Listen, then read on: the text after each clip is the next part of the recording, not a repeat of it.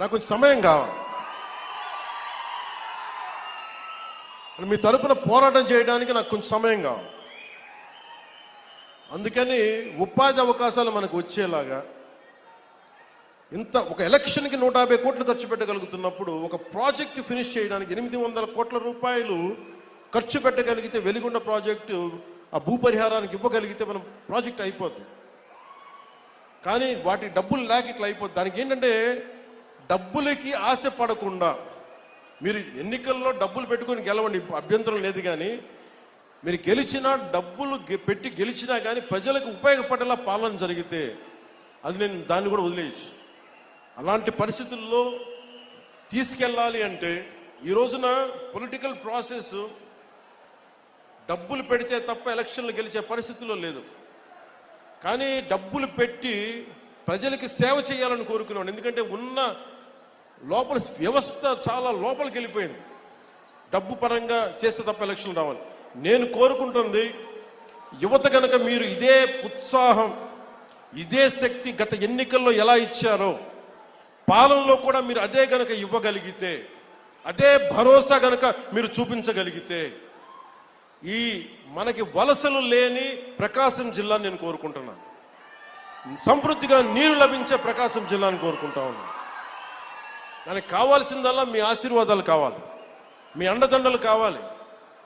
అలాగే కూటమి ప్రభుత్వం నాకు గౌరవ ముఖ్యమంత్రి చంద్రబాబు నాయుడు గారికి కానీ, భారతీయ జనతా పార్టీ నాయకులకు కానీ, నరేంద్ర మోదీ గారికి కానీ చాలా బలమైన అవగాహన ఉంది, పరస్పర గౌరవం ఉంది.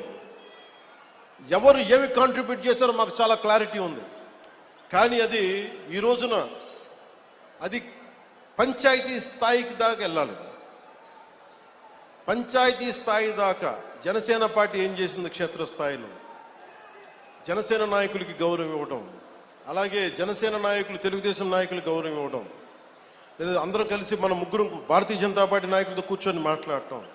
సమస్యలు వస్తాయి, ఒక్కోసారి ఇబ్బందులు ఉంటాయి. కానీ వాటిని అధిగమించి ముందుకు వెళ్ళటమే మన లీడర్షిప్ క్వాలిటీ. అందుకని దయచేసి అందరం, నాకు గౌరవ ముఖ్యమంత్రి నారా చంద్రబాబు నాయుడు గారికి కానీ పదే పదే చెప్తా ఉన్నాను. దేనికి చెప్తున్నానంటే ఇంకొకళ్ళు వస్తారని భయం లేదు మాకు, వాళ్ళు రారని మాకు తెలుసు.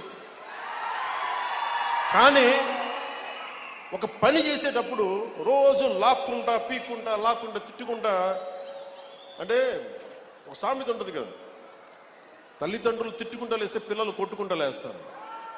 అలాగా నాయకులు ఎప్పుడు పరస్పరం తిట్టుకుంటా ఒకళ్ళొకళ్ళు పొడుచుకుంటా ఉంటే వేదిక పైన నాయకులకు కానీ రాష్ట్ర స్థాయిలో ఉన్న నాయకులందరికీ కూడా మా అందరి బాధ్యత, మీరు మా మీద భరోసా పెట్టారు. మీరు లేకపోతే 151 సీట్స్ అవుట్ ఆఫ్ 175 ఎలా వస్తాయి? 94% స్ట్రైకింగ్ రేట్, 93% కూటమికి, జనసేనకి 100% స్ట్రైకింగ్ రేట్. ఇవన్నీ ఎందుకు ఇచ్చారు? నేను పదే పదే సభలు ఇదే చెప్తున్నాను, కూటమికి కూడా ఇదే చెప్తున్నాను, కూటమి నాయకులందరికీ కూడా. దయచేసి దీన్ని ఒకళ్ళు ఎక్కువ ఒకళ్ళు తక్కువ కాదు, అందరం చాలా అవసరం, ఒకళ్ళకొకళ్ళు అందరం చాలా అవసరం. నేను గతంలో కూడా చెప్పాను, గౌరవ ముఖ్యమంత్రి గారిని లాస్ట్ టైము గత ప్రభుత్వం ఆయన జైలు పాలు చేసినప్పుడు కొద్దిమంది జనసేన పార్టీకి సంబంధించిన మద్దతుదారులు ఏదో మాట్లాడితే తెలుగుదేశం పార్టీని దయచేసి అలా బలహీనంగా చూడకుండా, చాలా బలమైన పార్టీ, దాన్ని గొడవ పెట్టకండి, దాంట్లో అలా ఇంత నేను గౌరవించాను. అంటే మీకు అడ్వర్సిటీ రివీల్స్ ట్రూ క్యారెక్టర్ అంటాం. ప్రతికూలత పరిస్థితుల్లో మీరేంటి, ప్రతికూల పరిస్థితుల్లో నీ సత్తా ఏంటి, అది కదా. అంటే కష్టాలు ఉన్నప్పుడు నేను ఏం చెప్తున్నానంటే, మేము ఏ రోజు కూడా ఏ పార్టీని తగ్గించలేదు, తెలుగుదేశాన్ని ఏ రోజు తగ్గించలేదు. భారతీయ జనతా పార్టీ నాయకత్వం లేకపోతే, అండదండ లేకపోతే ఈరోజు జేజేఎం రాదు. ఈ రోజున తెలుగుదేశం పార్టీ లేకపోతే, నా గౌరవ ముఖ్యమంత్రి గారు లేకపోతే ఈ ఫైనాన్స్ ఇంత ప్రణాళికాబద్ధంగా చేయలేం. నాకు అనుభవం లేదు, నాకు పోరాటం చేసే శక్తి ఉంది. అంటే ఒక పని చెయ్యాలి అంటే ఇన్ని శక్తులు గుమిగూడా. అన్ని వేళ్ళు ఒకలా ఉండవు, కానీ ఏ వేలికి ఈ బొట్టనేలు తీసేస్తే ఏం చేస్తాం, ఏకల వీళ్ళకి ఏం చేయలేము. సో ఎవరు ఎక్కువ ఎవరు తక్కువ లేదు, మొత్తం కలిస్తేనే పిడికిలి. కూటమి అంటే పిడికిలి, దీన్ని గుర్తుపెట్టుకోండి. అంతేగాని కూర్చోబెట్టి పంచాయతీ స్థాయిలో ఉన్న జనసేన నాయకులు కావచ్చు, తెలుగుదేశం నాయకులు కావచ్చు, భారతీయ జనతా పార్టీ నాయకులు కావచ్చు, మద్దతుదారులు కావచ్చు, చిన్న చిన్న ఇబ్బందులు ఉంటే అందరం పరస్పరం మాట్లాడుకొని ముందుకు తీసుకెళ్దాం. మన ఆబ్జెక్టివ్, మన గోల్ ప్రజలకి న్యాయం చేయటం. ముఖ్యంగా ప్రకాశం జిల్లా దగ్గరికి వచ్చినప్పటికీ దాహం తీర్చడం. మనులు మాణిక్యాలు అడగట్లా, గొంతు తడపమని అడుగుతున్నారు. గొంతు ఎండుకుపోతుంది. పశువులకి నీళ్లు పెట్టుకోలేకపోతున్నాం. పశువులకి వచ్చిన కొత్తల్లో మొదటి అసెంబ్లీ సెషన్లో నాకు గౌరవ శాసనసభ్యులు, మన పేరు గుర్తులేదు కానీ నాకు అసెంబ్లీలో ఇచ్చారు.